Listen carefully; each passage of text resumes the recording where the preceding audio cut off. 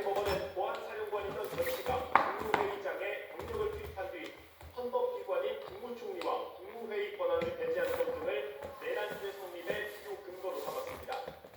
그러면서 국가기관을 영구히 폐지하지 않더라도 사실상 상당 기간 기능을 제대로 할 수 없게 만드는 경우 형법상 국헌문란의 목적에 해당한다고 판시했습니다. 해당 논리는 전 씨와 같은 법정에 서게 된 윤석열 전 대통령에게도 그대로 적용됐습니다. 윤 전 대통령이 국회 기능을 상당 기간 마비시키려 한 점을 지적한 겁니다. 국회의 권능을 침해하려는 국헌문란의 목적을 가지고 군을 동원해 폭동을 일으키는 것에 해당한다고 할 수 있기 때문입니다. 또 다른 핵심 구속 요건이었던 폭동 행위에 대해서도 당시 판결이 잣대가 됐습니다. 대법원은 폭동이 가장 넓은 의미의 폭행과 협박이라며 그 정도는 한 지방의 평온을 해할 정도의 위력이 있어야 한다고 판시했는데 윤 전 대통령 사건 재판부는 비상계엄 선포부터 체포조 편성과 운영까지 모두가 이러한 폭동 행위에 해당한다고 봤습니다. 또 대한민국 전역, 적어도 서울과 수도권의 평온을 해할 위력이 있었다고 판단했습니다. YTN 김정수입니다. 윤 전 대통령의 내란 우두머리 혐의 1심 선고가 진행되는 동안 법원 인근에서는 찬반 집회가 이어졌습니다. 무기징역이 선고되자 한편에서는 정치적 재판이라는 비난과 탄식이, 또 다른 한편에서는 환호성과 함께 아쉽다는 느낌도 나왔습니다. 전현우 기자입니다. 윤석열 전 대통령의 내란 우두머리 혐의 1심 선고를 앞둔 법원 주변은 이른 시간부터 긴장감이 감돌았습니다. 응원과 규탄 집회를 경찰이 차벽으로 분리했지만 양측 참가자들 사이에서 언쟁이 오갔습니다. 그리고 무기징역이 선고되자 윤 전 대통령 지지자들은 탄식과 함께 재판부에 대한 비난을 쏟아냈습니다.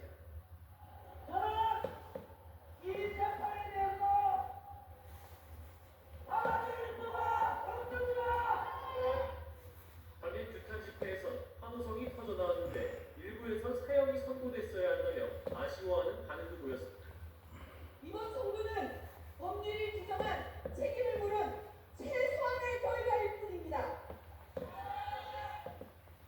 집회에 나서지 않았더라도 많은 시민이 곳곳에서 재판 생중계를 지켜보며 1심 선고 결과에 큰 관심을 보였습니다. 많은 사람들이 다 무서워하셨을 것 같아서 무기징역 받은 게 맞다고 생각합니다. 이제 법치가 살아있는 것 같아서 개인적으로는 좋습니다. 역사적으로 다음부터는 이런 일이 없어야죠. 시민들은 무엇보다 다시는 비상계엄 같은 일이 반복되지 않기를 간절히 바랐습니다. YTN 정입니다. 조지호 전 경찰청장과 김봉식 전 서울경찰청장 등 전직 경찰 수뇌부들도 내란 혐의로 징역형을 선고받았습니다. 법원은 경찰이 군의 출입을 허용하면서 정작 국회의원 등의 출입은 제한했다며 질서 유지 차원이었다는 주장을 대척했습니다.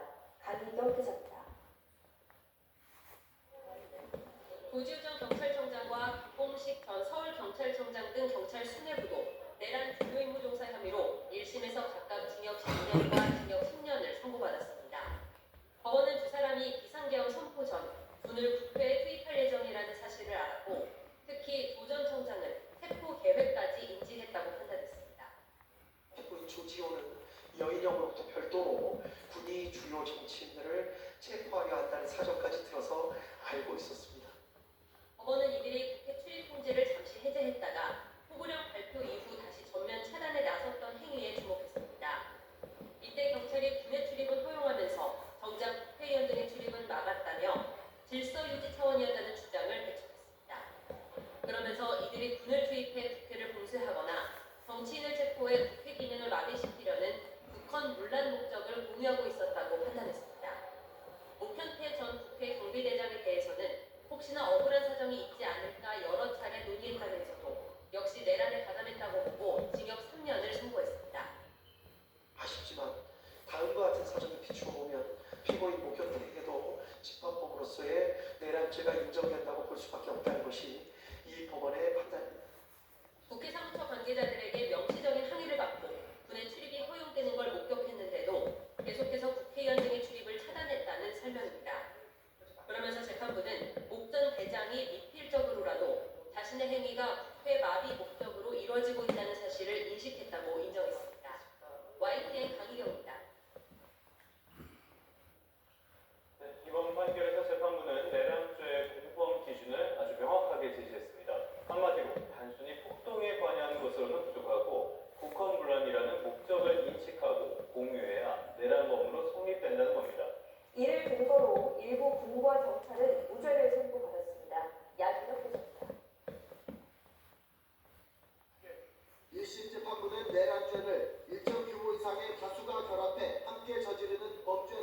규정했습니다.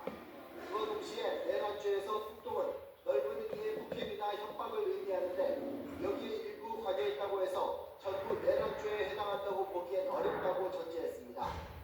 국헌 분란의 목적을 인식하고 공유했는지를 판단 근거로 삼아야 한다는 겁니다. 말하자면 폭동행위에 관여했더라도 국헌분란이란 목적을 인식, 공유했다면 내란죄가 성립되고 그렇지 않다면 곧바로 내란죄가 성립한다고 보긴 어렵다고 재판부는 판단했습니다. 다만 국헌분란 목적을 인식하고 공유했는지는 미필적, 다시 말해 범죄 결과가 발생할 가능성을 인식할 정도면 충분하다고 규정했습니다.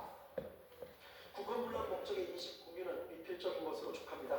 사후에 폭동행위에 가담하는 과정에서 그러한 목적을 인식, 공유하는 것도 가능하다고 할 것이고 암묵적인 의사소통으로도 가능하다고 할 것입니다.